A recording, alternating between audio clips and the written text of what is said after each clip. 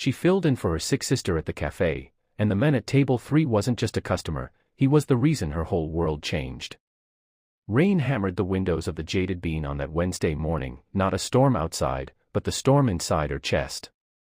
Emma pressed her forehead against the cool glass, tasting both dread and duty in the air. Her phone buzzed again. Still not well, can you open for me? It was her sister, Clara. That text should have made Emma feel warm, loved. But all it did was squeeze her heart. Because running this cafe wasn't a dream for Emma. It was a lifeline. And Clara knew that. The first sip of pressure.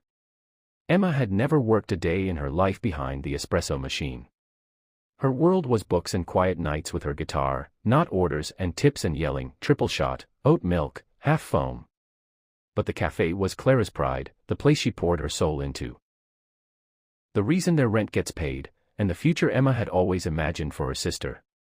So there she was, scrubbing tables and serving lattes, knowing every patron's story except how to make a macchiato correctly.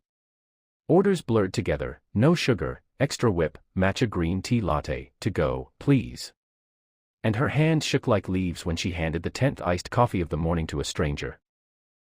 Most customers were kind enough to smile, even when their foam looked more like a sad cloud than latte art. But then came table 3. The man at table 3. He wasn't hard to notice, tall, neat, wearing a watch that looked expensive, and eyes that seemed to carry a story of their own. He sat alone, untouched notebook in hand, 2 untouched cups of coffee across from him.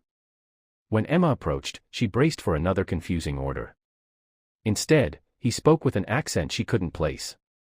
"Are you Clara?" he said gently. Emma blinked. "No. I'm Emma. My sister is sick today." He nodded as if he understood, but his gaze remained calm, almost familiar. "She told me you'd be helping," he